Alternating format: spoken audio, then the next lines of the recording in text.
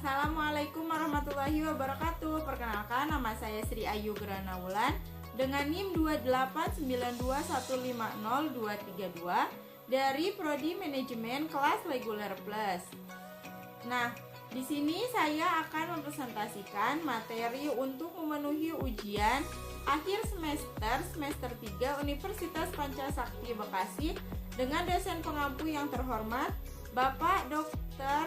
Marganda Sitohang MPD, mata kuliah pemasaran dan promosi mengenai marketing online. Nah, pembahasan yang akan dibahas dari marketing online atau pemasaran online, yang pertama ada pengertian marketing online, yang kedua ada fungsi marketing online, yang ketiga ada strategi marketing, yang keempat ada platform yang digunakan untuk marketing online, yang kelima strategi pemasaran untuk meningkatkan omset penjualan, yang keempat ada keuntungan dari marketing online, yang ketujuh ada kekurangan dan kelebihan dari online marketing, dan yang terakhir ada contoh online marketing dan juga kesimpulan.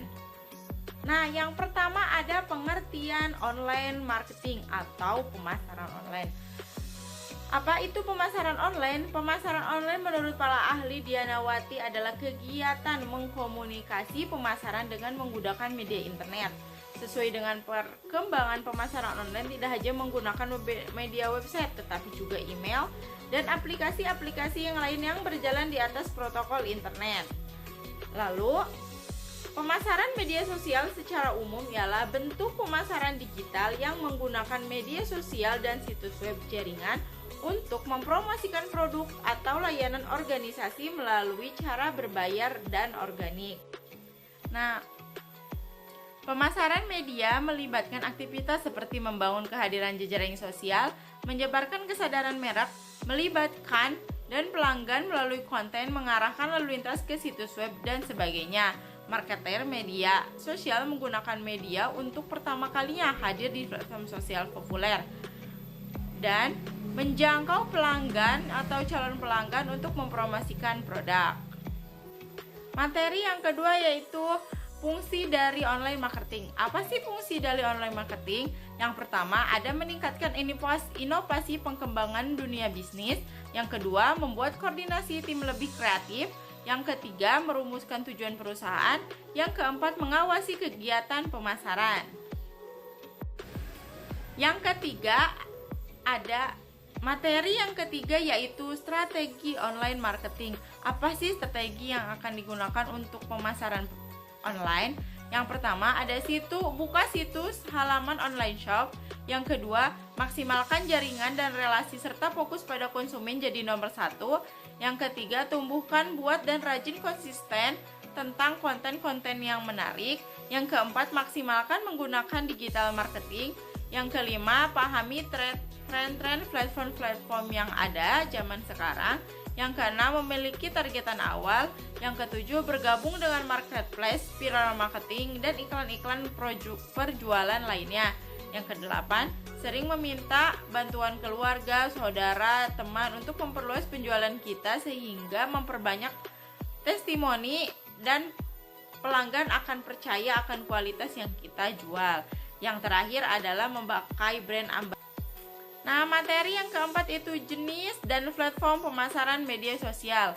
Di dunia dengan populasi lebih dari 7 miliar dan 3 miliar orang yang aktif di media sosial, di bagian ini kita akan melihat 8 platform media sosial yang paling sering digunakan oleh masyarakat, yang pastinya juga marketing yang digunakan itu secara efektif. Yang pertama ada Facebook, yang kedua ada Twitter, yang ketiga ada LinkedIn, yang keempat ada Instagram, yang kelima ada YouTube, yang keenam ada Pinterest, yang ketujuh ada Snapchat, dan yang terakhir adalah TikTok. Nah, materi yang keenam ada strategi pemasaran untuk meningkatkan omset penjualan. Yang pertama, dapatkan lebih banyak review. Yang kedua, jadikan pembicaraan. Strategi pemasaran dari mulut ke mulut merupakan strategi jitu untuk mendapatkan pembeli. Maka ciptakan kesempatan agar produk dan bisnis menjadi bahan pembicara, misalnya dengan mengadakan perkumpulan dengan mengundang massa atau influencer. Yang kedua, ubah yang negatif menjadi positif. Salah satu yang tidak menyenangkan dari sosial media adalah orang-orang yang ingin menyebarkan hal-hal negatif, ujaran kebencian, kritik yang tidak berdasar. Dengan membalas hal-hal negatif dengan sesuatu yang positif, Anda dapat mengubah orang menjadi pelanggan yang loyal. Yang terakhir, ajak pelanggan untuk mengajak teman.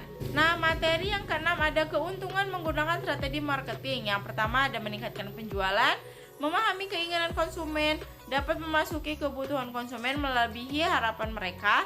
Yang keempat, memperkuat hubungan dengan target pasar. Yang kelima, meningkatkan loyalitas pelanggan dengan komunikasi yang intens. Yang keenam ada promosi yang lebih mentarget. Yang terakhir, menciptakan kesan profesional bagi pelanggan. Nah, yang ketujuh ada kelebihan dari online marketing apabila kita menggunakannya. Yang pertama, pemasaran lebih efektif dan luas. Yang kedua, ada pemasaran lebih efisien. Yang ketiga, kemudahan collecting atau pengumpulan data. Misal dari konsumen bisa dapat berupa jenis kelamin, usia, minat, dan juga lokasi yang konsumen serta profesi pembelian.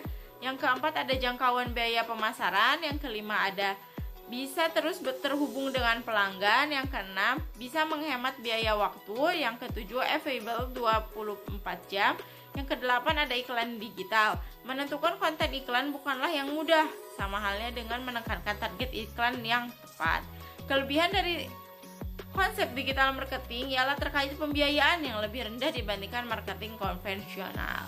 Nah, selain ada kelebihan dari online marketing, ada juga kekurangan. Yang pertama, tingginya persaingan di era zaman sekarang. Yang kedua, ketergantungan pada teknologi. Yang keempat, melibatkan banyak aplikasi tambahan.